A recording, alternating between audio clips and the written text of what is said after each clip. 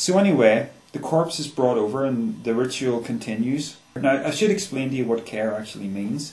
They call this figure dull care. When you listen to the whole ceremony from start to finish, it becomes very clear that care, dull care, is representative of the cares and responsibilities of this life. Now, what are these people doing? They've just started their holiday. They're now shedding themselves of all their life's responsibilities for a couple of weeks of their life. So what they're doing here with this ceremony is they're personifying the giving up of their responsibilities as the cremation of care. You know, they're putting to death their earthly responsibilities. And of course, this all fits with what happens in the ceremony towards the end. You know, the spirit of care speaks up and says, "You cannot kill me, for I will return." And of course, that's what's going to happen. As soon as the holiday is over, they go back to the world. Care returns to their lives to haunt them. Time of revelance which would pursue us here has lost its power under these friendly trees. So shall we burn thee once again this night, and in the flames that eat thine effigy, we shall read the sign, "Midsummer sets us free." You shall burn me once again!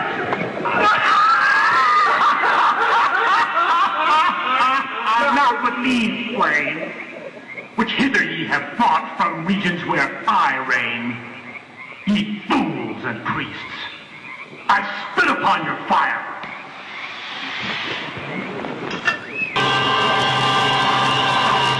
Begone, dull care.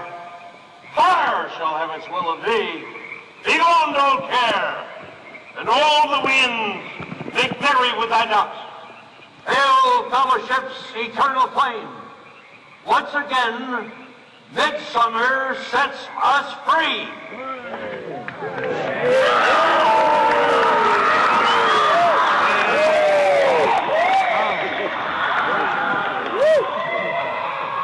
It's just a ceremony that symbolizes things in their lives. And it really is just, you know, a dramatization designed to evoke emotions. It's done at the start of their holiday as a kind of a celebration of the casting off of the cares of this life.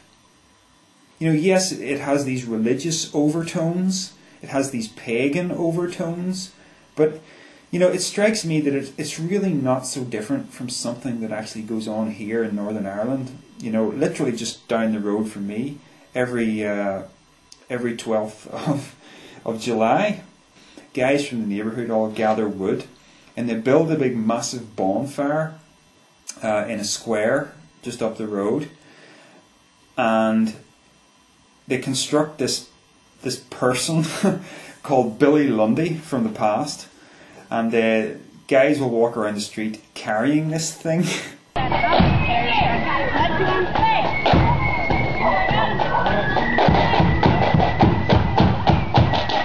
A lot of people from the neighbourhood will come out of their houses and gather around the bonfire and watch while it's set on fire, and when the fire finally reaches Billy Lundy and he falls from his spike into the flames, everybody will cheer.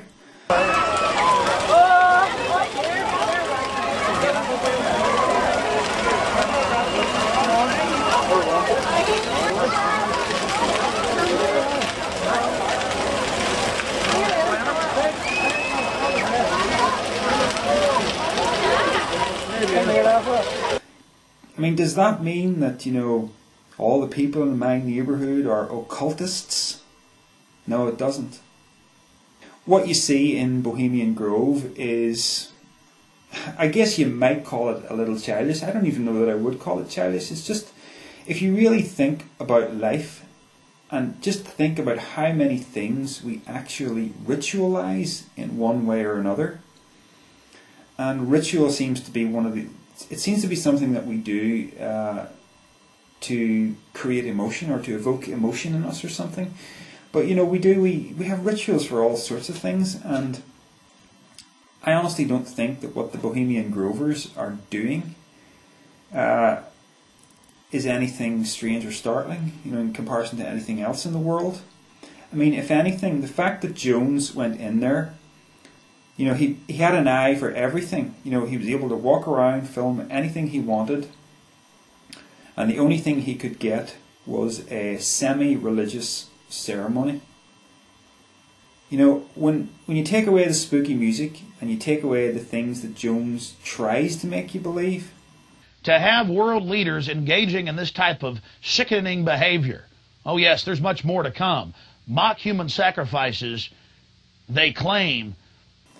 I think the Bohemian Club members come out smelling pretty clean from this, Now, who's to say maybe they do get up to something?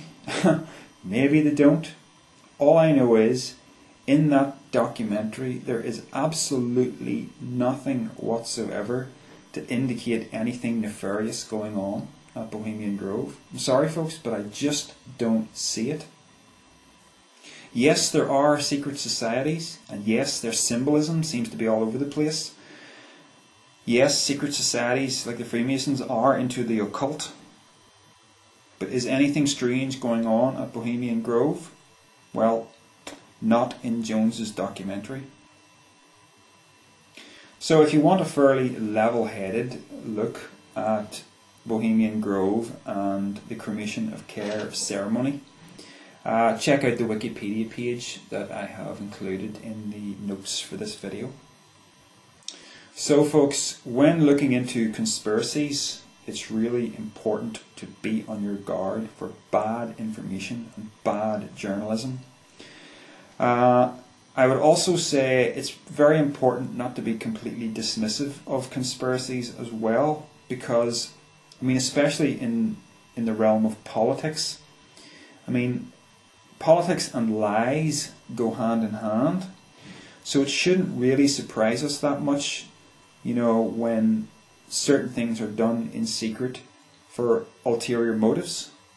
The whole 9/11 business, I've looked into that to some extent, and there really are some big questions that the government is failing to answer on that. Don't assume that all conspiracies are definitely false, and as soon as you see the word conspiracy you just switch off. Because unless you've actually looked at something, unless you've researched something properly, you really don't know whether it's true or false. And surely we all realise that the television is a propaganda vehicle. If your only source of information is the TV news, you're just being told the story that they want you to hear. Recently, take a look at the whole swine flu thing. It's all a load of nonsense. It seems to be very much pharmaceutical profiteering, and it's all a storm in a teacup. But if you believed all the advertising that was thrown in your face, oh, pandemic, we're all going to die, give me my flu shot. If you want to get any kind of a balanced, true outlook on what's going on with vaccines, you need to, yes, look at what they're telling you on the news, but also look at alternative sources of information that aren't coming from these big power structures where great sums of money change hands high up on the pyramid. Take a look at what independent researchers have to say as well, and then make your own mind up. Conspiracy research is very valuable. Just be careful when you're doing your research to do your own thinking, and don't let guys like Alex Jones and David Icke, whom I like, okay, but don't let these guys do your thinking for you, and don't let me do your thinking for you either. Watch Dark Secrets Inside Bohemian Grove for yourself and make up your own mind.